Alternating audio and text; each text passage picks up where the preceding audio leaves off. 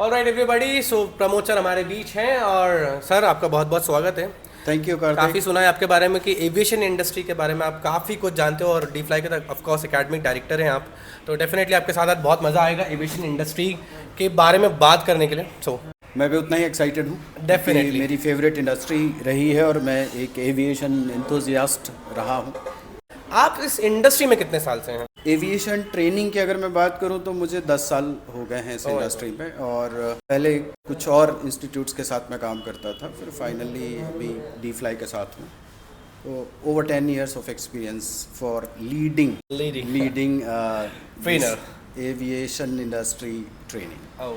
सो ऐसे कितने स्टूडेंट्स हैं जो आप अभी तक मुझे लगता है एक रफ अंदाज़ा मैं आपको बताऊं तो अराउंड 3000 स्टूडेंट्स मेरे देखते देखते मेरे लीडरशिप में मेरे एकेडमिक करियर के दौरान बच्चे गए हैं, जिनमें से 1000 के आसपास तो अभी भी फ्लाइंग हैं, मतलब कैबिन क्रू हैं और बहुत सारे बच्चे ग्राउंड स्टाफ हैं। फर्स्ट फिगर पे जो सोचता था 1000, सोचा था कि 1000 से ज़्यादा, लेकिन वो 3000 है। और 1000 मेरा जो फिगर था वो आपने बता ही दिया कि फ्लाइंग आपके कर रहे, तो ये बहुत अच्छी बात है। सर मेरा सबसे पहला सवाल ये है, बेसिकली आज भी लोगों को नहीं पता कि एविएशन इंडस्ट्री है क्या। जिसने रिसर्च कर लिया है या जिसने स्कूल में पढ़ लिया है या जिसके स्कूल बहुत अपडेटेड है, उन्हें पता चल गया कि एविएशन इंडस्ट्री या एविएशन है क्या। पर आज भी जैसे अगर मैं मेरे परिवार में बात करूँ, मेरे पेरेंट्स के लिए बात करूँ, तो उनको बस इतना पता है कि हाँ एयर होस्टेस कोई होती है और एक एरोप्लेन होता है, उसमें एक पायलट होता है, बस ये 3 चीज से ज़्यादा आज भी मेरे ख्याल से लोगों को नहीं पता है कि एविएशन इंडस्ट्री है क्या। तो आप सबसे पहले वो क्लियर करें कि aviation industry is nothing but a transport industry. जैसे जल, थल और वायु का माध्यम हम यूज़ करते हैं ट्रैवल करने के लिए। रीज़न ये है कि इंडिया में एविएशन इंडस्ट्री का जो बूम है पिछले 15-16 सालों से आया है। उसके पहले बहुत रेयर लग्जरी हुआ करती थी लोगों के लिए फ्लाइंग। अभी वो उड़े देश का आम नागरिक जैसी कुछ सेवाएं आ गई हैं और अफोर्डेबल भी हो गया। ट्रेन का भी आप टिकट देखो तो AC फर्स्ट का टिकट है वो शायद मैच करता है हमारे हवाई जहाज़ के इकोनॉमी क्लास से। अब अवेयरनेस इसलिए ज़रूरी है कि इंडस्ट्री के रूप में पूरी डेवलप्ड होती है, और इंडस्ट्री जब हम बोलते हैं तो उसमें बहुत सारे पार्ट होते हैं। केवल उसमें एक एरोप्लेन या पायलट या एयर होस्टेस नहीं होती है, बहुत सारी चीज़ें होती है। ग्राउंड हैंडलिंग होती है, एयरपोर्ट का डेवलपमेंट्स होता है, और एयरपोर्ट में शायद ग्राउंड में जितना स्टाफ लगता है उससे कहीं ज़्यादा कम कैबिन क्रू में लगता है, क्योंकि हवाई जहाज़ के अंदर लिमिटेड कैपेसिटी होती है, पे लोड भी लेना है और साथ में वर्किंग लोड भी लेना है। चक्कर में इंडस्ट्री के रूप में अगर देखा जाए तो हवा में उड़ती ज़रूर है पर डेवलप नीचे ज़मीन पे ही हो रही है। चाहे वो एयरपोर्ट का इंफ्रास्ट्रक्चर हो, यहाँ के ग्राउंड स्टाफ हो, एक हवाई जहाज़ डिपार्ट होने तक कम से कम 8 से 10 लोग लगते हैं उस हवाई जहाज़ को उसकी रेडीनेस इंश्योर करने के लिए, कि उसकी एयर वर्दीनेस इंश्योर करने के लिए कि वो हवा में उड़े। देन इंडस्ट्री अवेयरनेस की बात अब करें तो अब तो काफ़ी फैल गई है, क्योंकि बहुत सारे मीडियम आ गए हैं लोगों को। फिर भी यहाँ से इस क्लास में इंडस्ट्री में जहाँ से सबसे ज़्यादा मैन पावर आना चाहिए वो है मिडिल क्लास। मिडिल क्लास की जो सोसाइटी है में अभी भी वो ट्रेडिशनल और कन्वेंशनल धारणाएं चलती हैं कि बच्चा इंजीनियर बनेगा, डॉक्टर बनेगा। अब MBA आ गया, कुछ दिनों से फैशन में है, तो MBA हो जाएगा। लोगों को बाद में ये पता लगता है, मैं आपको बता दूं, करीब 8 लाख इंजीनियर्स अभी भी हमारे देश में बेरोज़गार हैं। इंजीनियर को तो मैं खुद जानता हूँ, जो मेरे घर के पड़ोस में हेयर कटिंग सैलून चलाते हैं, इंजीनियर हैं बाय प्रोफेशन। डॉक्टर भी करीब 3-4 लाख डॉक्टर्स पूरे देश में बेरोजगार हैं। एविएशन इंडस्ट्री एक ऐसी इंडस्ट्री है जिसमें हर महीने रोजगार है, नए नए इंटरव्यूज़ हैं, क्योंकि ये ग्रोइंग है। अब अभी देखिए ना, नए जो हवाई जहाज़ आ रहे हैं, जो रतन टाटा जी ने एयर इंडिया लिया, अब एयर इंडिया और विस्तारा को मर्ज करके एक बड़ी फ्लीट का ऑर्डर किया है। इंडिगो ने 200 प्लेन ऑर्डर करें, तो उन प्लेन्स को चलाने के लिए, उनको ऑपरेशंस में रखने के लिए स्टाफ तो डे बाय डे लगेगा ही। एग्जैक्टली। और एक और चीज़ है यहाँ पर इंडिया में कि डोमेस्टिक फ़्लाइट करने के बाद, जैसे मान लीजिए कैबिन क्रू की हम बात करें, डोमेस्टिक फ़्लाइट करने के बाद 1 साल हमारे यहाँ का कैबिन क्रू एलिजिबल हो जाता है फॉरेन एयरलाइंस ज्वाइन करने के लिए, तो वो तुरंत 1 साल बाद स्विच करता है। पर्क्स बढ़ जाते हैं, उसकी सैलरी डॉलर्स में आती है, तो वहाँ ज़्यादा उसको करियर समझ में आता है। इसलिए यहाँ हमेशा वैकेंसी रहती, पर अवेयरनेस ही नहीं है बच्चों को। इंजीनियर बनना है, 12th के बाद क्या करना था, बोले मैं डॉक्टर बनूंगी, इंजीनियर बनूंगी या बनूंगी। मतलब बेसिकली मेरा भी जैसे मुझे इतना पता था, मैंने जब फ्लाइंग करी है कि बस अपने को एयरप्लेन में जाना है, फिर अगर किसी से कुछ मांगना है, किसी से कुछ पूछना है तो एयर होस्टेस है, तो बस इतना मुझे भी, मतलब मैं इतनी जगह घूमता हूँ, मैं सब दूर जाता हूँ, एज अ आर्टिस्ट वर्क करता हूँ, लेकिन मुझे भी 3 चीज़ पता थी। मुझे डी फ्लाई में आने के बाद पता चला कि एविएशन इंडस्ट्री क्या है बेसिकली। मतलब ये मुझे भी फाइनल ये समझ में आया कि every part of the flying, every part of the airport pilot, cabin crew, ground staff, सफाई कर्मी एंड एवरीथिंग कम्स इन। ये ओवरऑल इस पूरे डिपार्टमेंट को एविएशन पूरे इकोसिस्टम को हम लोग एविएशन इंडस्ट्री कहते हैं। और ये इकोसिस्टम की तरह ही डेवलप होता है और वैसे ही रन होता है। पार्ट इम्पॉर्टेंट है, अगर बैग हैंडलर नहीं होगा तो यात्री का सामान हवाई जहाज में नहीं पहुंचे। वागन चलाने वाला जो ट्रैक्टर से खींच के सामान लेके, जो उसको हम लोग बोलते हैं लगेज वागन, तो वो वागन्स को वहाँ प्लेन तक ले जाने के लिए ट्रैक्टर का ड्राइवर चाहिए। तो ड्राइवर्स चाहिए, हैंडलर्स चाहिए, सिक्योरिटी ऑफिसर चाहिए, गेस्ट रिलेशनशिप ऑफिसर चाहिए, फ्रंट ऑफिस चाहिए, कस्टमर हैंडलिंग ऑफिसर्स चाहिए जो कस्टमर्स को हैंडल करते हैं। पूरे का पूरा एक इकोसिस्टम है, राइट। सभी इंडस्ट्रीज़ में आप देख लीजिए ना, किसी भी इंडस्ट्री, एजुकेशन इंडस्ट्री देख लीजिए, डिपार्टमेंट्स होते हैं, एग्ज़ाम डिपार्टमेंट अलग है और टीचिंग में भी फैकल्टीज़ अलग अलग है, कॉमर्स का अलग है, आर्ट्स का अलग है, साइंस का अलग है। सिमिलरली इसमें ऑपरेशंस, मेंटेनेंस इंजीनियर्स की तो मैं बात ही नहीं कर रहा हूँ, क्योंकि हमारे इंस्टीट्यूट में वो फैसिलिटी है नहीं। हम इंजीनियरिंग एयरक्राफ्ट मेंटेनेंस इंजीनियरिंग बोलते हैं, AME भी होते हैं, पर वो डिग्री प्रोग्राम्स हैं और वो इंजीनियरिंग कॉलेज लेवल पे चलते हैं। हम लोग डिप्लोमा देते हैं सर्विस इंडस्ट्री करने के लिए, तो बड़ा मार्केट है। आप जो सिखा रहे हो it's kind of service industry. बिल्कुल सर्विस इंडस्ट्री। आप हवाई जहाज़ यूज़ करते हैं और यूज़ करके उतर जाते हैं, आपने उसके लिए पे किया, आप पॉइंट A से पॉइंट B आपने ट्रैवल किया, आपने उसका टिकट खरीदी, उसका पेमेंट किया और आप उतर गए और हमने अपनी सिर्फ सर्विसेज दी। This is all service industry because we are not selling any product, right. तो ये हमारा जो कोर्स है वो हम फोकस करते हैं कि बच्चा ट्रैवल इंडस्ट्री, हॉस्पिटैलिटी भी उसी का पार्ट है। Hospitality in the air is called cabin crew and hospitality on land is called hotel industry. तो हॉस्पिटैलिटी की ज़रूरत तो सब जगह पड़ती है। हो गया, उसकी रेडीनेस कहाँ कहाँ हो गई? एविएशन तो जाएगा ही। एविएशन के बाद अगर लगता है कि लैंड में थोड़ा सा कर लें, होटल इंडस्ट्री जा सकता है, एयरपोर्ट ग्राउंड स्टाफ जा सकता है, टूरिज़्म, तो उसमें एयर टिकटिंग हो गई, अपनी खुद की ट्रैवल एजेंसी शुरू कर सकता है। वो बहुत सारे स्कोप खुल जाते हैं। रहता है कि 12th के बाद आप सोचिए, जब मैं और आप 12th में थे तो मुझे तो खैर थोड़ा बहुत पता भी था कि मुझे क्या करना है, क्या बनना है, पर वो जस्ट सपना ही था, क्योंकि उसके बारे में हमें पता नहीं था कि एक्शन कैसे लेना, प्लान ऑफ एक्शन क्या होना चाहिए। के बाद मैंने ऐसे बच्चे देखे हैं जिनसे हमने काउंसलिंग टाइम पे पूछा कि आप क्या बनना चाहते हो, बोला हमें कुछ नहीं, हम तो 12th पास हो गए, अब देखेंगे, आपने बोला आपका सिलेक्शन हो गया, आप बन सकते हो, तो हम आ गए। बच्चा ब्लैंक माइंड लेके यहाँ आता है और 1 महीने के बाद उसकी करियर लाइन सेट हो जाती है, उसका त्रिनेत्र खुल जाता है, उसको मालूम पड़ जाता है कि मुझे क्या करना है। 6 महीनों के अंदर वो बच्चा कहीं ना कहीं किसी न किसी अपनी सुटेबल डिजर्विंग इंडस्ट्री में पोस्ट हो जाता है। बेसिकली एविएशन में ग्रोथ भी फास्ट है, बहुत ज़्यादा फास्ट है। और पिछले growth भी कुछ अच्छी सालों है। से मोदी जी जब से आए हैं, छोटे छोटे एयरपोर्ट्स आप देख लो, उज्जैन का एयरपोर्ट बन रहा है, आप जबलपुर एयरपोर्ट देख लो, जहाँ कभी उम्मीद नहीं थी कि अभी फ्लाइट्स जाएंगे, क्योंकि बड़े प्लेन्स वहाँ लैंड नहीं कर पाते, छोटा एयर स्ट्रिप होता है और एयरपोर्ट मैनेजमेंट सिस्टम नहीं था। तो सारे एयरपोर्ट्स को रिन्यू किया जा रहा है, उनको बहुत अच्छे से डेवलप किया जा रहा है और फ्लाइट्स के लिए बनाया जा रहा है, तेज़ी से जा रही है। और अगले 20 सालों तक इंडिया में बहुत ज़्यादा ग्रोथ है एविएशन इंडस्ट्री में। और सबसे ज़्यादा नौकरी अगर आपको पता हो तो पूरी दुनिया में एकमात्र ऐसा संस्थान है रेलवे, जो दुनिया में सबसे ज़्यादा रोज़गार देने के लिए जाना जाता है। और उसके बाद मेरा जो अंदाज़ा है वो एविएशन इंडस्ट्री होगी, और दोनों ही ट्रांसपोर्ट सेक्टर की इंडस्ट्रीज। एग्जैक्टली, दोनों ही ट्रांसपोर्ट सेक्टर की इंडस्ट्री है। सो सर, अभी मेरा जो नेक्स्ट क्वेश्चन है कि service sector in aviation industry, what is service sector and how to enter in service sector? Service sector जो हम लोग यहाँ कैटर करते हैं, जिसमें सबसे ज़्यादा स्कोप भी होता है, एक तो ग्राउंड स्टाफ है और दूसरा जो सबसे लुक्रेटिव भी है और सबसे ज़्यादा डिमांडिंग भी है वो है कैबिन क्रू। कैबिन क्रू में कुछ रेस्ट्रिक्शंस हैं, कुछ रिक्वायरमेंट्स हैं, जैसे crew as like cabin crew air hostess, अगर फीमेल्स हैं तो एयर हॉस्टेस बोल सकते हैं, क्योंकि हॉस्टेस जो वर्ड है वो उसका gender feminine. Okay okay okay. और अगर लड़का है तो हम उसको फ्लाइट स्टीवर्ड बोलते हैं, उसको हम, पर कैबिन क्रूज कॉमन नेम, तो हम कैबिन क्रू फीमेल्स को भी बोल सकते हैं और हम ओके मेल्स को भी। कॉमन वर्ड है cabin crew. Cabin crew, right, so thank you. और तो इसमें हम केटर करते हैं और इसके लिए एंट्री बहुत ही ईजी है, क्योंकि जस्ट 10+2 और इक्विवेलेंट 10+2 हो, और अभी थोड़ा बार रेस हो गया, पहले तो 50% अगर है तो हो जाता था, अभी 60%। कुछ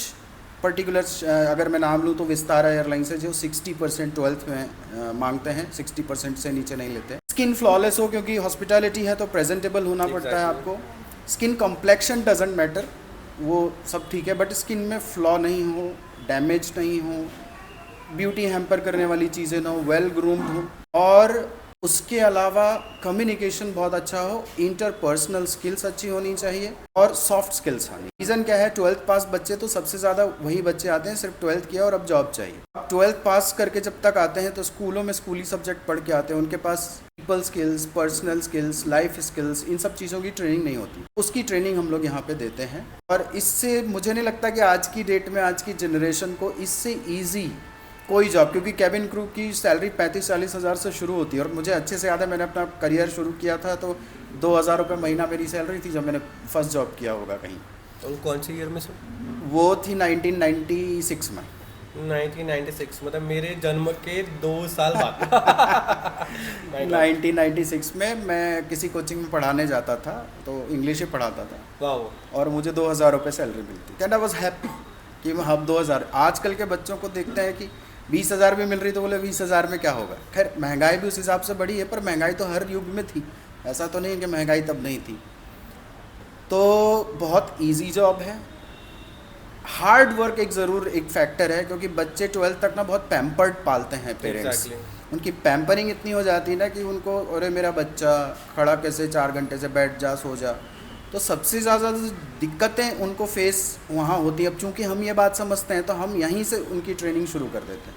हार्ड वर्क का मतलब खड़े रहने की प्रैक्टिस, ज़्यादातर टाइम आप खड़े रहो, चलो, वॉक करो, सीढ़ियों से नीचे उतरो, सीढ़ियों से ऊपर आओ, लिफ्ट का यूज़ मत करो, थोड़ा सा स्टेमिना बढ़ाओ खड़े रहने, क्योंकि एयरपोर्ट पे भी है तो आपको खड़े रहना है, भागते रहना, और कैबिन में भी जब सर्विस शुरू होती तो most of the time 80% flight time जो होता है उसके अंदर आप कैबिन क्रू को मूव करते रहना पड़ता है। वो तो सर मैंने भी सिर्फ देखा है। लैंडिंग और टेक ऑफ में ही वो जंप सीट पे बैठ पाते हैं। एग्जैक्टली।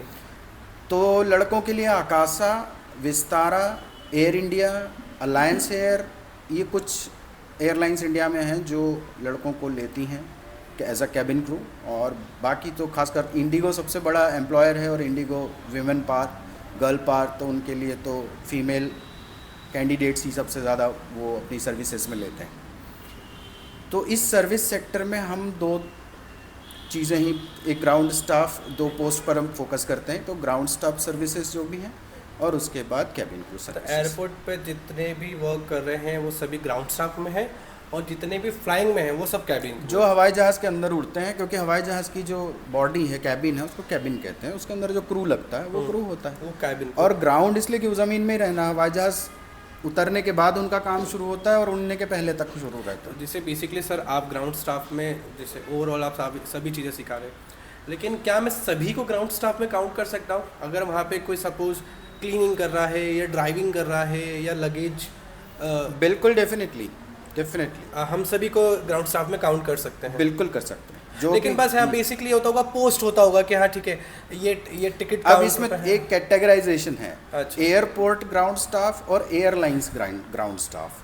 तो हम ये जो आपने बोला कोई क्लीनिंग कर रहा है, बगी चला रहा है, या वहाँ पे लोकल सर्विसेज दे रहा है, वो एयरपोर्ट ग्राउंड स्टाफ होता है। जो एयरपोर्ट मेंटेनेंस की सर्विसेज सिर्फ एयरपोर्ट तक ही वो सीमित है, उसका एयरलाइंस, एयरप्लेन, इससे कोई लेना देना नहीं।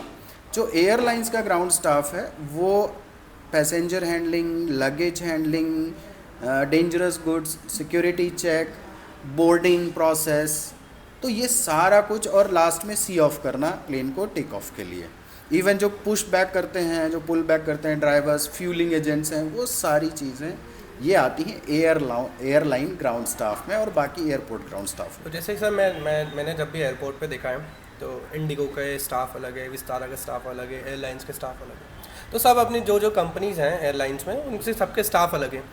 तो ये कंपनीज हायर करती है कि एयरपोर्ट हायर करता है? कंपनीज ही हायर करती हैं। अब अलग अलग है तो कंपनीज ही हायर करती हैं। तो जैसे अभी नई एयरलाइन शुरू करने की बात करें तो हमें पायलट्स के साथ साथ ग्राउंड में भी इक्विपमेंट्स, इवन जो सीढ़ियाँ लगती हैं पैसेंजर्स को चढ़ने उतरने के लिए, एरो ब्रिज छोड़ दीजिए, एरो ब्रिज तो एयरपोर्ट की फैसिलिटी होती है, पर ATR में चढ़ना है, छोटे प्लेन में या दूर कोई प्लेन है तो उसके अंदर जो सीढ़ियाँ लगती हैं वो भी कंपनीज को खरीद के अपनी रखनी पड़ती है। ओके। वो सब कंपनी का ही सेटअप रहता है। एयरपोर्ट के अंदर सिर्फ एयरपोर्ट अथॉरिटी से हमें सिर्फ एयरपोर्ट मिलता है। So airport is the private sector or is the government sector? Airport तो government airport authority of India है, भारतीय विमानपत्तन प्राधिकरण बोलते हैं हिंदी में। वो गवर्नमेंट की एजेंसी है। जो डायरेक्टर, एयरपोर्ट का डायरेक्टर अपॉइंट करते हैं वो गवर्नमेंट ऑफिसर होता है। पर उसका मेंटेनेंस और उसको मेंटेन करना, उसकी रख रखाव, उसका सुविधाएं, लाउंज चलाना, जो इंटरनल जो भी है वो अभी आउटसोर्स कर दिया गया और वो थर्ड पार्टी होता है। जैसे ज़्यादातर जगह पर अडानी जी को भी अभी मिला है। फिर उसके बाद GMR बड़ा ग्रुप है जो एयरपोर्ट हैंडलिंग, एयरपोर्ट मैनेजमेंट का काम करते हैं। तो ये फैसिलिटी मैनेजमेंट के थ्रू प्राइवेट सेक्टर जब से आया तब से काफ़ी 5 स्टार टाइप की सुविधाएं हमको मिलने लगी हैं एयरपोर्ट पे। मतलब basically service sector is like ground staff, बिल्कुल जहाँ हम सर्विस कर रहे हैं बिल्कुल फॉर एयरलाइंस, बिल्कुल वो सर्विस सेक्टर में आ जाता है। और एविएशन इंडस्ट्री का एक पार्ट है सर्विस सेक्टर, बाकी ऐसे डिफरेंट पार्ट्स होते हैं। पूरी एविएशन इंडस्ट्री ही सर्विस सेक्टर है। अच्छा, पूरी एविएशन इंडस्ट्री ही इस सर्विस सेक्टर है। हम बेसिकली हम कुछ 2-3 चीज़ों पर पढ़ाई करवाते हैं, like cabin crew, right, ground staff and hospitality, travel and tourism, क्योंकि उसमें टिकटिंग एंड शेड्यूलिंग ऑफिसर्स होते हैं तो उसकी जानकारी उसमें दे देते हैं। इसके अलावा कॉमन स्किल्स हैं, जैसे लैंग्वेज स्किल्स हैं और पर्सनल स्किल्स हैं, पीपल स्किल्स हैं, प्रॉब्लम सॉल्विंग, टीम वर्क। तो PD एंड सॉफ्ट स्किल्स देते हैं जो कि वर्क एनवायरनमेंट में, वर्क प्लेस पे स्टूडेंट को काम आएगा जब वो वर्किंग प्रोफेशनल होगा। तो फोकस यही है कि वो वर्किंग प्रोफेशनल हम रेडी करें। हम टीचिंग के लिए हमने इंस्टीट्यूट नहीं खोला, हमारा वोकेशनल इंस्टीट्यूट है। यहाँ से बच्चा निकलेगा तो जॉब करेगा, यहाँ से निकल के दूसरे कॉलेज में नहीं जाएगा। तो जॉब एनवायरनमेंट के लिए हमें रेडी बंदा करना पड़ता है, तभी उसका सिलेक्शन इंटरव्यूज़ में होता है। ये सर, ये डी फ्लाई के लिए मुझे भी अच्छा लगता है जब मैं डी फ्लाई के स्टूडेंट्स को देखता हूँ कि यहाँ के स्टूडेंट जो है हमेशा ग्रूमिंग में रहते हैं। ये एक सबसे प्लस लगता है। मैंने बहुत भी मतलब मैं किसी इंस्टीट्यूट का नाम तो नहीं ले सकता हूँ, लेकिन डी फ्लाई मुझे हमेशा से अच्छा इसलिए लगा है क्योंकि यहाँ के बच्चे हमेशा ग्रूमिंग में रहते हैं, टीचर्स ग्रूमिंग में रहते हैं और सबके बात करने का बिहेवियर, पर्सनालिटी सब बहुत अलग है। और मैं काफ़ी इंस्टीट्यूट्स में मैंने विज़िट किया है और मैं काफ़ी मेरे फ्रेंड्स भी हैं जिन्होंने एविएशन इंडस्ट्री के कोर्सेज़ किए हैं, लाइक कैबिन क्रू के कोर्सेज़ किए हैं अदर इंस्टीट्यूट से, and they are doing nothing seriously. आज 4-5 साल हो गए। मेरी एक बहुत अच्छी दोस्त है, उसने रिसेंटली अभी एक इंस्टीट्यूट से करा है। शी इज़ लाइक बोला यार मेरी इच्छा ख़त्म हो गई। मतलब वो इंस्टीट्यूट में जाने के पहले शी वॉज सो एक्साइटेड कि मुझे एयर होस्टेस बनना है, कैबिन क्रू बनना है। एंड कोर्स खत्म होने का चीज़ लाइक बोला यार नहीं यार कार्तिक, कुछ वो एक्साइटमेंट हमें as a trainer, as a mentor हमें बना के रखना होता है बच्चों के अंदर। वो फायर ऑफ स्पार्क हमें बना के रखनी पड़ती है। अगर बच्चा को नॉर्मल सा हमने क्लासरूम एक्सपीरियंस दे दिया, उसको लगा कि स्कूल छोड़ा दूसरे स्कूल आ गए, क्या डिफरेंट है, कुछ भी डिफरेंट नहीं। हम इन फ्लाइट ट्रेनिंग कंपलसरी है हमारे यहाँ। बच्चों को हमें हवाई जहाज़ से, रियल हवाई जहाज़ एक्सपीरियंस देने के लिए एक्सपीरियंस फ्लाइट कंपलसरी है हमारे यहाँ इंस्टीट्यूट। ओके। और वो बच्चे को जैसे हम वहाँ ले जाते हैं ना, उसके बाद उसका फायर और बढ़ जाता है। अभी क्या होता है, क्लास में बैठा के आप साल भर क्या 3 महीने पढ़ा दो, बच्चा बोर हो जाता है, बोलेगा अरे यार भगा कौन पढ़े। यार एरोप्लेन में बिठा दिया। मैं खुद बता रहा हूँ, मैंने कभी ट्राई किया था एयरक्राफ्ट मेंटेनेंस इंजीनियरिंग। ओके। और ऐसे ही कोई पेपर में ऐड दिख के मैं गया इंस्टीट्यूट में और मैंने वहाँ एडमिशन लिया और क्लासेस शुरू हुई। तो मुझे क्या लगा था, एयरक्राफ्ट मेंटेनेंस इंजीनियरिंग है तो एयरक्राफ्ट के हैंगर में ले जाएंगे, इंजन खोलेंगे, दिखाएंगे, मैकेनिक्स पढ़ाएंगे। वो उन्होंने इंजीनियरिंग कॉलेज का बेसिक कोर्स पढ़ाना शुरू कर दिया। And I myself left that course, that was my interest, but I decided to quit. Reason ये था कि मुझे वो रियल हैंड्स ऑन एक्सपीरियंस नहीं मिल रहा था। और बॉडी ना एक्सपीरियंस से लर्न करती है करते। आप थियरी बैठा के बच्चों को पढ़ाओगे ना, ये हवाई जहाज़ का चित्र दिखा दिया, ये एयरप्लेन है, ये सर्विस ट्रेन, नहीं। तो हम हैंड्स ऑन करते हैं। और हमारे ऐसे टाइप्स होते हैं, हमारे पास कंपनीज़ के वेटरन्स हैं, ट्रेनर्स हैं, वो वहाँ जाते ही कंपनी के एयरक्राफ्ट में हम पूरा फैमिलराइजेशन, एयरपोर्ट फैमिलराइजेशन और पूरी डिटेल्स में। और उसके बाद बच्चे का असाइनमेंट होता है, वापस आने के बाद पूरा प्रोजेक्ट रेडी करो एंड प्रेजेंट। उसके बाद आप देखो उस बच्चे का इंटरेस्ट। अच्छा, this is the reason the fly is the best. Yes, okay. हर चीज़, हॉस्पिटैलिटी में भी हम दूसरे इंस्टीट्यूट की बात आप कर रहे हो तो मैं भी जानता हूँ। हॉस्पिटैलिटी की मैं बात करूँ तो आप जाओगे तो उनके यहाँ एक कमरा होता है, उसमें टेबल लगे होते हैं, उसमें होटल जैसा सेटअप होता है। हमने शुरू दिन से, पहले दिन से हमारी फिलॉसफी थी, हम यहाँ पे बैठा के हॉस्पिटैलिटी नहीं पढ़ाएंगे, हम रियल होटल ले जाएंगे। अभी हमने 2 दिन पहले हमने बच्चों को एक बहुत बढ़िया 3 स्टार होटल भेजा और बहुत बढ़िया एक्सपीरियंस रहा वहाँ जब जाके बच्चा लाइव वो जो लोग काम कर रहे हैं ना उनको एंथुजियाज्म के साथ काम करते देखते हैं ना उसका इंटरेस्ट आता है उसके अंदर, वो फायर मेंटेन रहता है। आप थियरी बुक्स पढ़ा के पीपीटीज के पढ़ा के क्लासरूम एनवायरनमेंट में पढ़ा के आप किसी को वर्क एबल एम्प्लॉयबल वर्कफोर्स नहीं बना सकते, खासकर सर्विस इंडस्ट्री में, because you need to practise your services. Right. As a anchor sir मैं भी कांच के सामने खड़े होके बहुत बार करा, लेकिन जब स्टेज पे गया ना तो पहले 2-3 शो मैंने बहुत ख़राब करे। बिल्कुल। मैंने यार क्या करे, फिर ना जो होगा। चौथे शो से सर एक ऐसा रहा कि हाँ आज जिस शो में हम जाते हैं एंकरिंग करते हैं तो उस शो में कहते कि कोई आया है और बोल के गया है और वो मुझे याद रखता है। तो ये आपने भी देखा है कि एक्सपीरियंशियल लर्निंग हुई ना? एक्सपीरियंस सर डेफिनेटली जितना हमने करा है और जितना बोला है एवरी शो के बाद ये लगता है कि यार यहाँ कमी रह गई थी, अब इसको कमी को पूरी करना है। मेरा एक वन लाइनर भी है, experience can give you knowledge but knowledge can not give experience. So हम एक्सपीरियंस पे बहुत काम करते हैं, बच्चे को टच करवाइए, फील करवाइए, और ये वैसी ही ट्रेनिंग है क्योंकि आप जानते हो कि फिजिकल बॉडी हमारी सबसे अच्छी लर्नर है। जैसे मान लो आप यहाँ मेरे साथ बैठे हो और मैं आपको थियरी पढ़ा दूँ कि आग के पास जाने पर जो फील होता है उसको गर्म कहते हैं, आप कभी आपके पास मैं ले ना जाऊँ तो क्या आपको एग्जैक्ट पता होगा गर्म क्या होता है? नहीं होगा।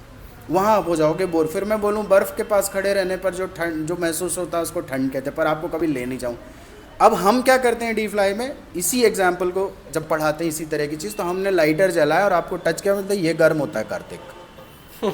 Now you have learn what is गर्म विदाउट टेलिंग द थियरी और द डेफिनेशन और द कोटेशन और द बुक और chapter, you know it what is गर्म होता है। और ये बर्फ का क्यूब लिया और ये रख दिया, ठंडा होता है कार्तिक। बस अब आपको गर्म और ठंडे का एक्शन हवाई जहाज एक ऐसी चीज़ है, एक तो पैशन से जुड़ी हुई है, और जब बच्चा जिसने कभी हवाई जहाज पास से नहीं देखा उसको जब आप पास से दिखाते हो, उसमें बैठा देते हो, उसमें उड़ा देते हो, उसके बाद वो बोलता अब तो जब उड़ने में इतना मज़ा आ रहा है तो इसमें कंटिन्यूस ऐसे चलेंगे, यहाँ घूमेंगे, ऐसे माइक में पकड़ के पब्लिक से बात करना है और ये ड्रेस और ग्रूमिंग में रहना, तो बच्चे बहुत एक्साइटेड हो जाते हैं। वो सर क्योंकि मैंने भी जब फर्स्ट टाइम फ्लाई किया था ना तो मैंने कैबिन क्रू को देखा, एरोसिस को देखा, और आई वॉज सो इम्प्रेस्ड, मतलब व्हाट अ जॉब। एक्चुअली मैं बहुत था क्योंकि कहीं ना कहीं फ्लाइट स्टूवर्ड का कोर्स मैं भी करना चाहता था, फ्लाइट स्टूवर्ड मैं भी बनना चाहता था, लेकिन वही लैक ऑफ नॉलेज और 12th के बाद पता नहीं था। प्लस जिस टाइम हम लोग 2013-14 में हम लोगों ने जब नहीं आई गेस 12 में हमने जब एंट्री करी थी फर्स्ट ईयर में, तब हमें पता नहीं था कि बेसिकली एविएशन इंडस्ट्री के कोर्स कहाँ पे होते हैं, कौन से इंस्टीट्यूट होते हैं। शायद इन 2 वर्षों में 1-2 इंस्टीट्यूट्स कुछ हुए होंगे, एक ही इंस्टीट्यूट पहले चलता था। हाँ, बाकी अब तो काफ़ी है, तो काफ़ी, लेकिन वो तो इंडस्ट्री के साथ ग्रोथ हो रही है। देखिए जैसे जैसे इंजीनियरिंग कॉलेज कितने होते थे पुराने ज़माने में, मेरे पिताजी के ज़माने में कितने इंजीनियरिंग कॉलेज और पूछो तो बोलते थे कि 10-20 रहे होंगे।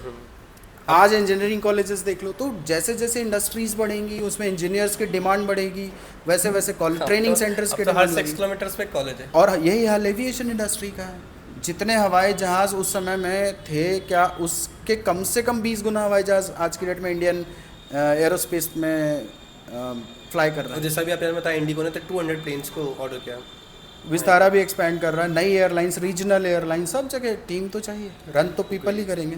राइट, मींस ये आने वाले 20 साल का अगर मैं बात करूं 20 साल तो मैंने मिनिमम बोला, ये तो बहुत चलना ही ये इंडस्ट्री। क्योंकि आपने जैसा कि बताया कि अगर हम फर्स्ट क्लास ट्रेन की अगर टिकट बुक करें तो 3-3,500-4 हज़ार रुपये का वो डेफिनेटली जाता है, और कोई भी हम टिकट 2 महीने 3 महीने पहले बुक करते ही करते हैं। बिल्कुल, कहीं भी ट्रिप हम बनाते तो 2-3 महीने पहले बुक करते हैं। तो सर मैंने भी ये चीज़ हमेशा नोटिस करी कि यार 1,500-2 हज़ार रुपये में फ़्लाइट टिकट मिलती है और आपका वो 10-15 घंटे का सफ़र बच जाता है। हाँ, मैं अब इसी मुद्दे पे आने वाला था। हम हवाई जहाज़ में जो पैसा देते हैं ना, समय का देते हैं। और मेरा मानना है कि समय आपके घड़ी पे बंधी, आपके जो कलाई पे बंधी हुई घड़ी है वो नहीं है। समय होता है आपकी आयु। अभी मैं आपके साथ यहाँ 1 घंटे बैठा हूँ तो मेरे उम्र में से 1 घंटे की आयु कम हो गई, कम हो रही है, कम हो गई। मैंने आपको दे दिया, I have spent my age for you. तो इसी प्रकार अब मुझे 8 घंटे में दिल्ली पहुँचना है और मुझे 1.5 घंटे में दिल्ली पहुँचना है, तो मैंने वहाँ 1.5 घंटे में पहुँचा तो मेरे कितने घंटे बचे? बहुत आयु के, घड़ी के नहीं, आयु के। हाँ, तो ये प्राण रक्षा का साधन है। और अपने प्राणों में से आप बहुत सारा समय अपने पर्सनल कामों के लिए, अपने प्रोफेशनल कामों के लिए आप यूज़ कर सकते हैं, बजाय इसके कि स्पेंड करें बोरिंग से ट्रैवल में और ट्रेन की सीट में सोते हुए। जब मैं फर्स्ट टाइम मुंबई गया था तो मैं ट्रेन से गया, मैं बड़ा मैं उसके बाद मेरी मुंबई जाने की इच्छा रही, इतना ट्रैवल, इतना सारा ट्रैवल। जब सेकंड टाइम गया तो मैं फ्लाइट से गया, तो यार मैं 45 मिनट्स में मुंबई, 1 घंटे पहले आपको एयरपोर्ट आना है, 45 मिनट में मुंबई। मैं सुबह यार उठो, बस अपना बैग उठाओ, एयरपोर्ट चले जाओ, फ्लाइट में बैठो, मुंबई। मतलब I am so excited, I was so excited कि यार कितना मज़ेदार है। और लिटरली सर ये मिडिल क्लास फैमिली का एक सपना है, और इस सपने को है ना लिटरली गवर्नमेंट ने साकार किया है कि बहुत कम रुपीज़ में आज के टाइम इंडिगो, अगर स्पेशली बात करें तो हम इंडिगो में बात करें, इंडिगो ने मिडिल क्लास फैमिली का सपना साकार किया है कि वो लोग कम पैसे के अंदर भी एयरप्लेन में ट्रैवल कर सकते हैं। पैसा बाज बहुत बड़ा मैटर नहीं रहा कार्तिक, जेब में पैसे लोगों के पास हैं। अब मैटर जो करता है वो है time. Time exactly sir. So if you have time you have money, and if you have money you can save time, you can have time. तो both are directly proportional to each other. और अब के ज़माने में मुझे लगता है कि अफोर्ड कर सकते हैं। पहले खवा भी होता था, कैसे जाएंगे, पता नहीं कितना लगेगा। अब थोड़ा लोग ट्राई करने लगे। रीज़न है आईटी, हमारे पास ऐप, हम गूगल में डालेंगे। पहले क्या हो, लोगों को जाके खिड़की में, अगर छोटे गांव का शहर का कोई बंदा है, उसको नहीं पता कि हवाई जहाज़ का ये इंदौर से दिल्ली का कितना किराया है, तो वो उसको ढूंढना पड़ेगा कहाँ फ़ोन लगाए, किसको पूछे। आज की डेट में गूगल को माइक दबाइए और पूछिए कितना किराया है इंदौर से दिल्ली का, तो वो वहाँ छत्तीसगढ़ के किसी गांव में बैठा हुआ एक बंदा, उसको भी किराया पता है, और वो देखेगा अरे यार इस साल फसल तो मेरे पास 2 लाख रुपए की हुई है और केवल 4,000 ही किराया है, तो क्यों ना हवाई जहाज़ से जाए इस बार। सो आप सोचो, पैसा अब मैटर नहीं रहा है, अब मैटर हो गया है हमारा टाइम। और टाइम बचाने के लिए, टाइम कमाने के लिए, टाइम का सदुपयोग करने के लिए air travel will grow ever and ever. ये अब पीछे नहीं आएगा। हमारे अभी भी गोल्डन पीरियड नहीं आया है हमारे इंडिया में, बट मुझे लगता है अगले 5 सालों में हम गोल्डन पीरियड में आ जाएंगे। और भी ट्रेनिंग सेंटर्स, ट्रेनिंग स्किल्स की ज़रूरत पड़ेगी, और भी मैन पावर की ज़रूरत। This is the reason aviation industry आज बहुत ग्रोइंग इंडस्ट्री है। बिल्कुल ग्रोइंग है, और अभी तो अगले 20 साल तो ग्रोइंग रहेगा। अगले 20 साल। और यही आप जो आप मुझे प्रैक्टिकल चीज़ें बता रहे हैं, यही आप आपके इंस्टीट्यूट में सबसे ज़्यादा प्रैक्टिकली करवाते हैं। डेफिनेटली। तो ये this is the reason DFly is the best institute in Indore, I can say in MP। और मैं तो अगर मैं पेडागोजी वाइज बोलूँ, हमारे ट्रेनिंग सिस्टम के लिए, हमारे ट्रेनर्स के लिए, हमारा जो प्लेसमेंट का अप्रोच है, प्लेसमेंट का नेटवर्क है, तो मुझे लगता है कि हम शायद पहले नंबर पे। वाह। क्योंकि पुराने लोग थोड़ा सैचुरेट हो गए हैं और नए लोग अभी वहाँ तक पहुँच नहीं पाए। हमने काफ़ी तेज़ी से ग्रोथ की है in terms of number of students. I can say DFly is the best institute in India. Yes, that would be right. Great. तो बहुत अच्छा लगा सर आपसे बात करके, और एविएशन इंडस्ट्री के बारे में काफ़ी कुछ जाना है, एंड DFly के बारे में काफ़ी कुछ जाना है। तो आगे हम इसको और कंटिन्यू करेंगे, और काफ़ी सारे मेरे और भी क्वेश्चंस हैं। मैं जानना चाहता हूँ कि कैबिन क्रू कैसे बने, और क्या क्या कोर्सेस होते हैं, और इसमें हम कैसे आगे बढ़े, क्या क्या चीज़ों की रिक्वायरमेंट होती है। तो ये हम नेक्स्ट एपिसोड में ज़रूर इसके बारे में बात करेंगे। Sure Kartik, and thanks for calling me again and again. I love your style of talk. Thank you for. बिल्कुल।